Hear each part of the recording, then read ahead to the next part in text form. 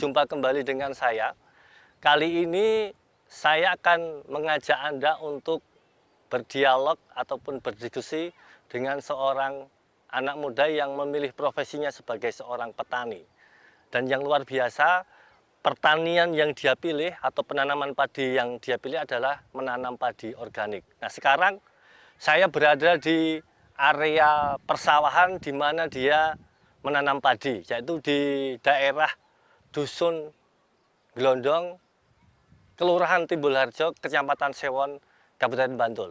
Mari kita simak diskusi kita dengan anak muda tersebut.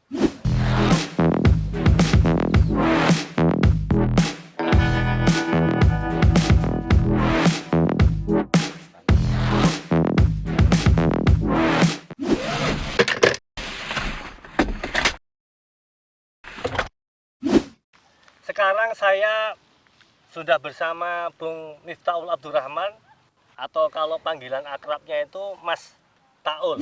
Di usianya yang baru sekitar 30 tahun ini menyatakan bahwa saya akan hidup dari sektor pertanian. Dan selain bertani, Bung Taul ini juga memelihara ikan lele atau beternak ikan. Oke, selamat sore. Sore, Mas. Saya kan tahu banyak hal tentang background sampean ya. Sampean ini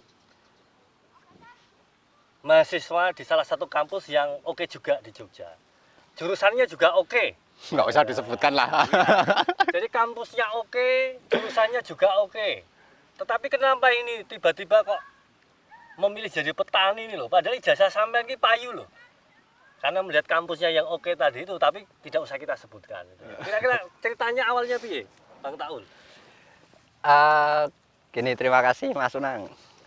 Selamat datang ya, Mas Unang, di area persawahan saya, meskipun ini sewa sih, gitu kan.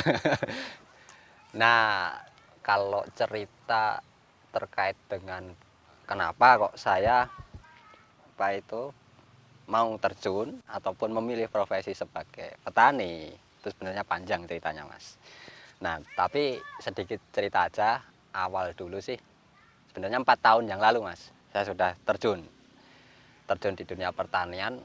Karena apa ya, satu sih melihat kok lambat laun itu anak-anak muda nggak ada yang menekuni sektor ini, Mas, sektor agro. Nah, kebanyakan mereka bekerja sebagai karyawan, sebagai pegawai negeri dan lain sebagainya, yang artinya banyak masyarakat yang meninggalkan ini, Mas. Nah, sebetulnya saya melihat ini sebenarnya peluang usaha di sektor pertanian ini, apalagi sektor pertanian pangan, Mas. Ini yang dimana sehari-hari orang itu butuh karbohidrat lah, makan, entah itu tanaman pangan jenis padi, singkong dan lain sebagainya. Semua masyarakat, semua orang butuh. Nah, saya mencoba melirik itu. Melirik ada sektor yang ini memang ditinggalkan banyak orang, tapi menurut saya ini justru menjadi peluang.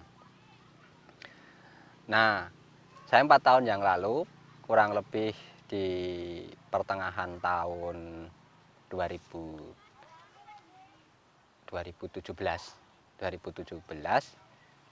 saya terjun di sini. Dan memang banyak banget rintangannya, Mas. Saya pertama sih nyewa ini tanah saya sewa dari tanah kas desa. Saya coba hitung kebutuhannya gini, biaya sewa, biaya nanti tenaga dan sebagainya, itu ya lumayan besar. Tapi saya coba lakukan. Ya setidaknya saya pernah melakukan hal yang ini orang jarang melakukan, Mas. Nah, dari situ awal dulu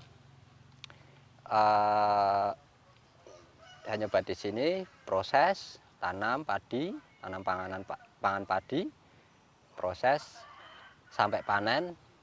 Banyak kendala selama pemeliharaan itu, lalu panen panen pun ada kendalanya juga gitu. Terkait dengan nanti marketingnya bagaimana. Saya dulu nggak sempat mikir bagaimana ini marketingnya. Intinya saya cuma tanam, terus nanti semua orang itu butuh makan. Nah itu ya. Wah ternyata kendalanya itu banyak banget, di marketing itu juga banyak banget.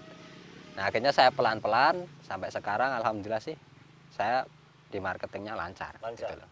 Ya, Sudah 4 tahun. 4 tahun. Ini 4 tahun itu bukan karena situasi, maksud saya begini, memilih untuk menjadi petani kan bukan karena situasi frustasi karena tidak dapat kerjaan ya. Enggak mas, jadi saya dulu pernah kerja mas. Pernah kerja gitu. Pernah. Oke. Jadi awal dulu saya selepas selesai menempuh pendidikan di perguruan tinggi, itu saya pernah bekerja freelance juga pernah. Terus kontrak di sebuah lembaga pendampingan di masyarakat di desa itu pernah. Iya. Jadi saya terus persis sekitar pertengahan 2017 saya memutuskan untuk off.